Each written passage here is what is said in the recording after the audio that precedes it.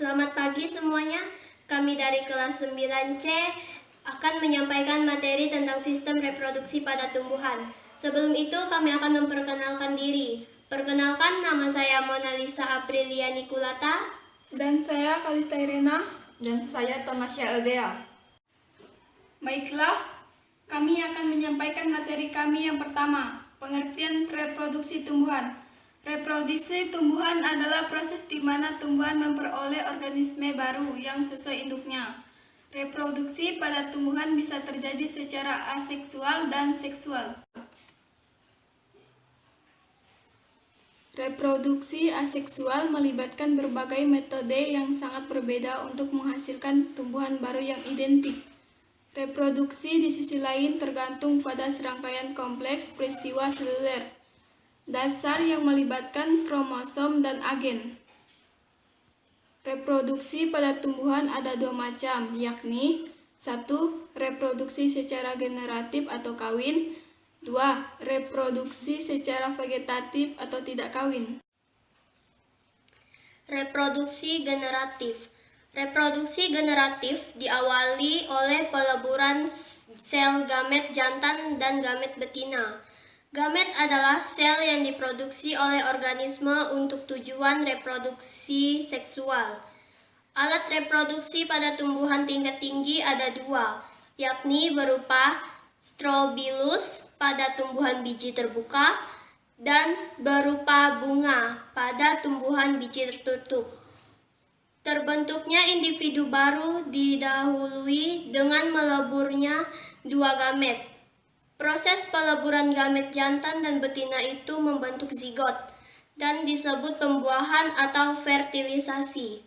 Pada tumbuhan berbiji, gamet jantan atau sperma dihasilkan oleh alat perkembangbiakan jantan yang disebut benang sari. Sementara gamet betina atau ovum dihasilkan oleh alat perkembangbiakan betina disebut putik. Tumbuhan yang melakukan reproduksi secara generatif biasanya melakukan perkawinan pada bagian bunga. Alat reproduksi. Pada tumbuhan terdapat kepala sari yang di dalamnya ada serbuk sari. Serbuk sari tersebut mengandung sel kelamin jantan. Pada bagian sel betina, kelamin betina, yaitu putik yang terdiri kepala putik, tangkai putik, dan bakal buah. Sedangkan kelopak bunga dan mahkota bunga berperan sebagai alat penghiasan untuk menarik serangga yang membantu penyerbukan. 1. Putik. Putik adalah perkembangbiakan betina yang biasanya terletak pada lingkaran terdalam dari bunga dan dikelilingi oleh benang sari. Bagian putik adalah kepala putik atau stigma, tangkai putik atau stilus, bakal buah atau ovarium, dan bakal biji atau ovulum. Di dalam bakal biji terdapat kandung lembaga yang berisi beberapa sel. Salah satu sel di antara kandungan lembaga adalah sel telur atau ovum, yang intinya akan dibuahi oleh inti sperma. 2. Benang sari. Benang sari merupakan alat perkembangbiakan jantan.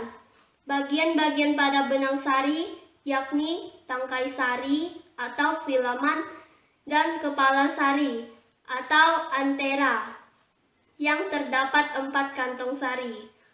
Benang sari terbentuk di dalam kantong sari dan jika telah masuk, kepala sari pecah dan serbuk sari masuk keluar. Pada proses reproduksi generatif bisa terjadi oleh beberapa faktor, yakni 1. Penyerbukan angin atau anemogami. 2.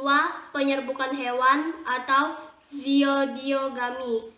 3. Penyerbukan serangga atau entomogami. 4. Penyerbukan siput atau malakogami. 5. Penyerbukan burung atau ornitogami. 6. Penyerbukan kelelawar atau chiropterogami. 7. Penyerbukan manusia atau antropogami. Reproduksi vegetatif.